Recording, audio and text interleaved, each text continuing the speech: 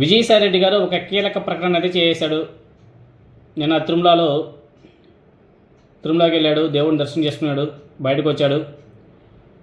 ఓం నమో నారాయణ, ఓం నమో వెంకటేశాయ, ఓం నమ శివాయ అని చెప్పేసి చెబుతూ కొత్త రాజకీయ పార్టీ ఏర్పాటు మీద కీలక ప్రకటన కూడా చేశాడు. ప్రజల గొంతుకను వినిపించేందుకు కొత్త రాజకీయ వేదికను ఏర్పాటు చేయబోతున్నట్లు ఆయన చెబుతూ ఈ నెలలోనే విజయవాడలో తన రాజకీయ పార్టీకి సంబంధించినటువంటి పూర్తి వివరాలను ప్రకటిస్తాను అని చెప్పేసి కూడా చెప్పాడు. పార్టీ పేరు, పార్టీ విధి విధానాలు, పార్టీ జెండా, పార్టీ అజెండాతో పాటు ఏ పార్టీతో పొత్తు పెట్టుకుంటారో, ఎవరితో పొత్తు ఉంటుందో, ఏ పార్టీతో పొత్తు ఉండదో కూడా స్పష్టత ఇవ్వబోతున్నాడంట. ప్రజల సమస్యలను ప్రధానంగా ప్రస్తావిస్తూ వారి తరపున పోరాడే రాజకీయ వేదికగా కొత్త పార్టీని తీర్చిదిద్దుతాను అని చెప్పేసి విజయసాయిరెడ్డి గారు చెప్పడం, ఈ నెలలోనే పార్టీ ఏర్పాటుకు సంబంధించిన ప్రక్రియ కూడా ప్రారంభించబోతున్నట్టు తెలుస్తుంది.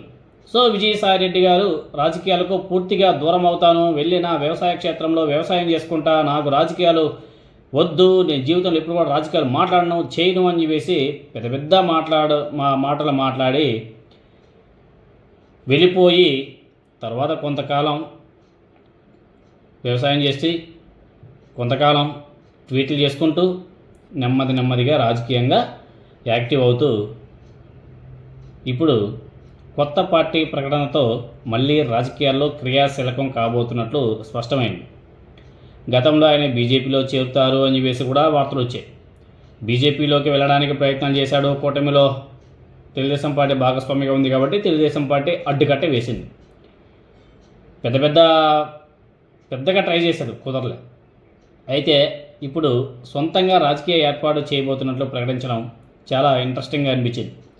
సో విజయసాయిరెడ్డి గారు కొత్త పార్టీకి భారత్ జన వికాస్ అనే పేరు పెట్టనున్నట్లు కూడా ఆ పార్టీ పేరు అయితే బాగా సోషల్ మీడియాలో కూడా వైరల్ అవుతుంది.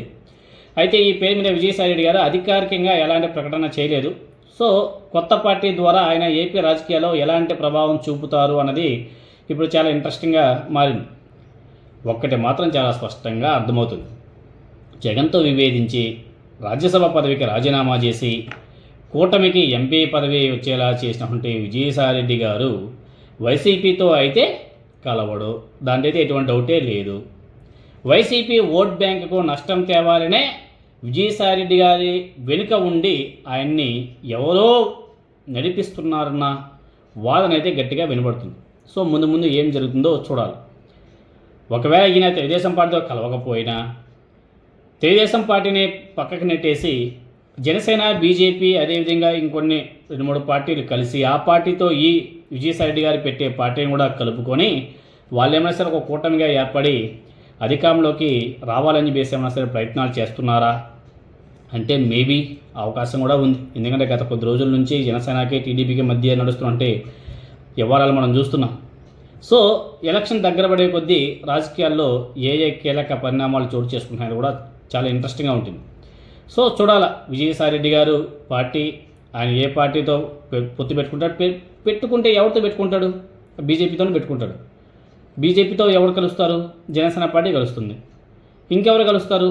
ఇంకేదైనా 1-2 తోక పార్టీలు ఉంటే అవి కలుస్తాయి. వాళ్ళందరూ ఒక కూటమిగా ఏర్పడతారు. విజయసాయిరెడ్డి గారు రెడ్డి సామాజిక వర్గానికి సంబంధించి, అదేవిధంగా వైసీపీ నుంచి ఏమైనా సరే కొత్త ఓట్ బ్యాంకింగ్ వస్తుందని చెప్పేసి ఆయన, తర్వాత జనసేనకి ఏదో 6%, 7% ఓట్ షేర్ ఉంది కాబట్టి దాన్ని యాడ్ చేసుకుంటారు. ఇంకా బీజేపీ వాళ్ళకు ఒక 2-3% ఏదో ఓట్ షేర్ ఉంది కాబట్టి దాన్ని యాడ్ చేసుకుంటారు. ఓవరాల్గా ఇలా చూసుకుంటే ఏదో అట్లీస్ట్ ఒక 10-15% వచ్చినా కానీ బెటర్గా ఉంటుంది కదా అని చెప్పేసి ఏమైనా సరే వ్యూహాత్మకంగా బీజేపీ అడుగుజాడల్లో ఇటువంటి వ్యక్తులంతా కూడా నడుస్తున్నారేమో. ఎందుకంటే ఈ మధ్యకాలం మనం చూసాం కదా, విజయసాయిరెడ్డి గారు హిందూయిజం గురించి కూడా కొన్ని ట్వీట్లు చేశారు.